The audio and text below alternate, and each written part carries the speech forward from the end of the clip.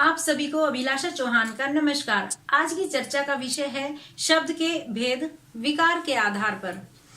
शब्द के भेद हमने पहले भी पढ़े हैं, लेकिन उसमें आधार दूसरा था और वह आधार था व्याकरणिक प्रकार्य। व्याकरणिक प्रकार्य के आधार पर हमने जब शब्दों के भेद पढ़े थे तब हमने 8 भेद पढ़े थे और उन्हीं 8 भेदों में एक भेद हमने और जोड़ा था निपात, जो कि इन शब्दों का नवा भेद था। पहले 8 भेद संज्ञा, सर्वनाम, क्रिया विशेषण, समुच्चय बोधक, संबंध बोधक, विस्मयादि बोधक और नौवा भेद निपात। इन व्याकरणिक प्रकार्य के आधार पर शब्दों के 9 भेदों को हम पुनः 2 मोटे वर्गों में विभाजित कर सकते हैं और वह आधार है विकार। विकार के आधार पर शब्दों को हम 2 भागों में विभाजित करते हैं और ये 2 भाग हैं विकारी शब्द और अविकारी शब्द। अर्थात विकार के आधार पर जब हम शब्दों के भेद करते हैं तो हमारे मस्तिष्क में एक विचार आता है कि विकार का मतलब परिवर्तन आना है या कोई दोष उत्पन्न होना है। यहाँ पर मैं स्पष्ट कर देना चाहती हूँ कि विकार शब्द का अर्थ कोई दोष उत्पन्न होना नहीं है, बल्कि इसका अर्थ है परिवर्तन आ जाना। अर्थात जब हम शब्दों का प्रयोग विभिन्न कर्ताओं के साथ, विभिन्न लिंग या वचन के साथ करते हैं, तब उनकी रूप रचना में परिवर्तन आ जाता है। इसी परिवर्तन को हमने विकार का नाम दिया है। विभिन्न पुस्तकों में आपको विकार के आधार पर शब्दों के भेद मिलते हैं, जिन्हें हम विकारी शब्द और अविकारी शब्दों की श्रेणी में रखते हैं। अविकारी शब्दों के लिए एक शब्द का प्रयोग और मिलता है और वह शब्द है अव्यय। अव्यय का अर्थ भी वही है, अ जमा व्यय, अर्थात जिसका व्यय ना हो, अर्थात जिसमें किसी भी प्रकार का परिवर्तन या किसी भी प्रकार से उसकी रूप रचना में पहले की तुलना में परिवर्तन ना आए। ऐसे शब्दों को हम अव्यय अथवा अविकारी शब्द कहते हैं। अब हम देखते हैं कि विकार के आधार पर शब्दों के इन विभिन्न भेदों में से हम किस तरह से उनको श्रेणीकृत करते हैं। हम जब पुस्तकों में देखते हैं या विभिन्न स्रोतों से हमें जो जानकारी मिलती है, उसमें हम पाते हैं कि विकारी शब्दों की श्रेणी में संज्ञा, सर्वनाम, क्रिया और विशेषण को रखा गया है, जबकि अविकारी या अव्यय शब्दों की श्रेणी में क्रिया विशेषण, संबंध बोधक, समुच्चय बोधक, विस्मयादि बोधक और निपात, इन 5 भेदों को रखा गया है। उससे पहले हम देख लेते हैं कि विकारी शब्द को परिभाषा के रूप में हम किस प्रकार से रख सकते हैं। जिन आप देख पा रहे होंगे कि जिन शब्दों पर लिंग, वचन, काल एवं कारक आदि शब्दों के प्रभाव से विकार अथवा परिवर्तन उत्पन्न हो जाता है, वे विकारी शब्द कहलाते हैं। एक उदाहरण से इसको समझ लेते हैं, जैसे कि राम पढ़ता है, सीता पढ़ती है, बच्चे पढ़ते हैं। इन 3 उदाहरण में हमने क्या देखा कि जहां राम एक वचन है और पुल्लिंग है, तो क्रिया शब्द पढ़ता है का प्रयोग किया गया है। सीता पढ़ती है, जैसे ही वचन हमने परिवर्तित नहीं किया है, परंतु लिंग परिवर्तित होने के कारण वहां पर पढ़ता से पढ़ती शब्द का इस्तेमाल हुआ है। और जैसे ही यह बहुवचन में परिवर्तित होता है, अर्थात बच्चे, तो बच्चे के साथ पढ़ते क्रियापद का प्रयोग हुआ है। तो इस तरह से हमने क्रिया शब्द पढ़ता के 3 रूप एक ही स्थान पर यहाँ देखे, पढ़ता है, पढ़ती है, पढ़ते हैं। इसका अर्थ ये हुआ कि क्रियापद विकारी शब्द है, जिस पर वचन परिवर्तन के बाद उसकी रूप रचना में परिवर्तन आ जाता है। इसी तरह से यदि कारक में परिवर्तन आ जाए तब भी इन शब्दों में परिवर्तन आ जाता है, अथवा काल बदल जाए, जैसे पढ़ते हैं के स्थान पर बच्चे खेलेंगे या बच्चे पढ़ेंगे, हम इस तरीके की क्रियाओं का प्रयोग करते हैं। विकारी शब्दों के अंतर्गत 4 भेद हैं, संज्ञा, सर्वनाम, क्रिया और विशेषण। संज्ञा के अंतर्गत उदाहरण देखिए, लड़का पढ़ता है, लड़के पढ़ते हैं। लड़का जातिवाचक संज्ञा है और एक वचन के साथ पढ़ता शब्द का प्रयोग है, लेकिन यहाँ हम देखते हैं कि जैसे ही एक वचन है तो लड़का शब्द रचना की गई है, और जैसे ही बहुवचन हो जाता है तो लड़का के स्थान पर लड़के शब्द का प्रयोग हमने किया है। अर्थात संज्ञा शब्द की रूप रचना में वचन बदलने के कारण परिवर्तन आ गया है। इसी तरह से हम यदि सर्वनाम शब्दों को देखें तो सर्वनाम शब्द में वह खेलता है, उदाहरण देखिए, वे खेलते हैं, उसे खेलना है, उसने खेला। अब यहाँ वह एक वचन पुल्लिंग शब्द के लिए एक ही शब्द के 4 विभिन्न रूप रचना वाले शब्दों का प्रयोग हम देख पा रहे हैं। जब हम एक वचन में उसका प्रयोग करते हैं तो वह लिखते हैं, जब हम बहुवचन में करते हैं तो वे लिखते हैं। उसी तरह से हम उसको उसे रूप में या उसने इस रूप में भी वह के लिए ही इन शब्द रूपों का प्रयोग हम करते हैं।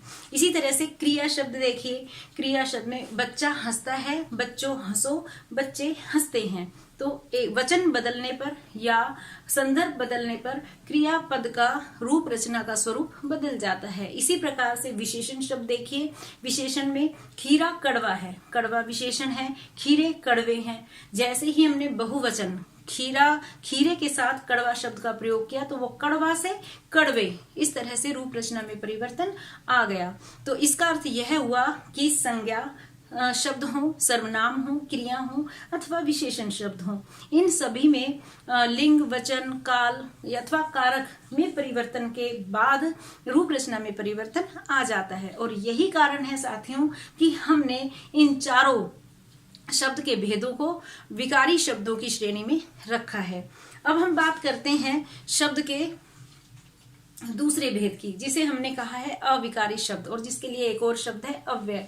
इसे यदि परिभाषा के रूप में देखें तो आप सामने देख पा रहे होंगे कि किस तरह से हम इसको परिभाषित करेंगे कि जिन शब्दों पर लिंग, वचन, काल एवं कारक आदि शब्दों के प्रभाव से कोई विकार अथवा परिवर्तन उत्पन्न नहीं होता, वे अव्यय या अविकारी शब्द कहलाते हैं। उदाहरण देखिए, राम बाहर गए, सीता बाहर गई, वानर सेना बाहर गई। राम के लिए बाहर शब्द का उसी रूप में प्रयोग हुआ जिस रूप में सीता के साथ हुआ, और उसी रूप में वानर सेना के साथ भी प्रयुक्त हुआ है। अर्थात बाहर शब्द का इस्तेमाल एक वचन के साथ भी उसी रूप में है और बहुवचन के साथ भी उसी रूप में है, पुल्लिंग के साथ भी उसी रूप में है, स्त्रीलिंग के साथ भी उसी रूप में है। और इसी कारण ये शब्द अव्यय या अविकारी शब्द है। अब आइए देखते हैं कि अविकारी शब्दों को हम किस तरह से कितने भेदों के रूप में देख सकते हैं। आपके सामने है, पहला भेद इसका क्रिया विशेषण है, दूसरा संबंध बोधक, तीसरा समुच्चय बोधक, चौथा विस्मयादि बोधक और पांचवा निपात। अब आइए एक एक उदाहरण के माध्यम से इसको स्पष्ट रूप से समझते हैं। क्रिया विशेषण में जब हम हमारे सामने कुछ शब्द हैं, जैसे इधर उधर, दाएं बाएं, ऊपर नीचे, भीतर बाहर, यहाँ शीघ्र, तेज थोड़ा या अचानक। हम अब इसका वाक्य प्रयोग देखिए कि अचानक से तूफान आ गया, वह अचानक से उठ बैठा, वह अचानक से चल पड़ी। तो अचानक शब्द का प्रयोग सभी कर्ताओं के साथ एक ही समान रूप रचना के रूप में हुआ है, उसकी रूप रचना में किसी प्रकार का परिवर्तन नहीं आया है। इसी तरह से यदि हम ऊपर शब्द का प्रयोग करते हैं या भीतर शब्द का प्रयोग करें या बाहर शब्द का भी हमने पिछले उदाहरण में भी जिक्र किया, वह क्रिया विशेषण का ही उदाहरण था। तो इस तरह से क्रिया विशेषण शब्द अव्यय होते हैं क्योंकि इनकी रूप रचना में परिवर्तन नहीं आता। दूसरे भेद में हम देखते हैं कि संबंध बोधक में के ऊपर, के पहले, के कारण, के सामने, की अपेक्षा, के पश्चात, के बिना, के साथ या के खिलाफ, इस प्रकार के शब्दों का प्रयोग किया गया है। अब हम यहाँ पर एक बात और जान लें सुविधा के लिए कि जब हम इंग्लिश के एडवर्ब शब्द की बात करते हैं तो वह क्रिया विशेषण से संबंधित है, और जब हम प्रीपोजिशंस की बात करते हैं तो वो संबंध बोधक शब्दों से संबंधित है। अब आप इसका वाक्यों में प्रयोग देखिए, के ऊपर, छत के ऊपर बंदर हैं, मेज के ऊपर पुस्तक है। यहाँ पर के ऊपर शब्द का प्रयोग दोनों ही संदर्भों में एक समान हुआ है, और जब भी हम इस शब्द का प्रयोग करेंगे तो इसकी रूप रचना में किसी प्रकार का परिवर्तन नहीं आएगा। जैसे के सामने, हमारे घर के सामने मंदिर है, मंदिर के सामने धर्मशाला है, धर्मशाला के सामने सड़क है। तो के सामने शब्द का प्रयोग हम किसी भी रूप में करें वह समान ही रहेगा, इसलिए संबंध बोधक शब्द भी अव्यय शब्दों की श्रेणी में आता है। समुच्चय बोधक। समुच्चय बोधक शब्दों को हम अंग्रेजी के कंजंक्शंस से कोरिलेट करके देख सकते हैं और इसमें शब्द आते हैं और, इसलिए, परंतु, क्योंकि, ताकि, कि, यद्यपि, तथापि आदि। अब हम एक वाक्य प्रयोग देखें कि आज मुझे जरूरी कार्य था इसलिए मैं विद्यालय में नहीं गई। बाहर लॉकडाउन है इसलिए हम घर के भीतर बंद हैं। बाहर जाने में खतरा है इसलिए हमें घर के भीतर रहना चाहिए।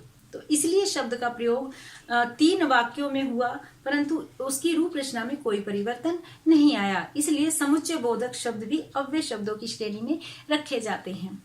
विस्मयादि बोधक, इसमें हे राम, अरे, बाप रे, छी, धत, अच्छा, इस प्रकार के शब्द आते हैं और ये हमारे मनोभावों को प्रकट करते हैं। हमारे मन के विभिन्न भाव जैसे हर्ष, उल्लास या वेदना या पीड़ा या आश्चर्य, विस्मय, इन सभी भावों का प्रकटीकरण इन शब्दों के माध्यम से होता है।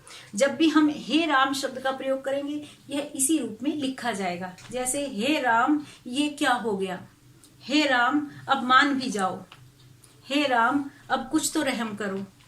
तो हे राम शब्द का प्रयोग तीनों ही वाक्यों में एक समान हुआ है, इसलिए सभी विस्मयादि बोधक शब्द अव्यय शब्दों की श्रेणी में आते हैं। अब 5वां भेद देखिए, निपात। निपात शब्द वे शब्द होते हैं जिनका प्रयोग करने पर वाक्य रचना में उसके अर्थ में एक विशेष प्रकार का बलाघात उत्पन्न हो जाता है, अर्थात एक विशेष प्रभाव उत्पन्न हो जाता है, जैसे कि ही, भी, मत या केवल। उदाहरण के माध्यम से समझते हैं। जैसे ही शब्द है कि मैं ही पढ़ूंगी। जब मैं ये कहती हूं तो इसका एक स्पष्ट अर्थ आता है कि मेरे अलावा कोई और नहीं पढ़ेगा।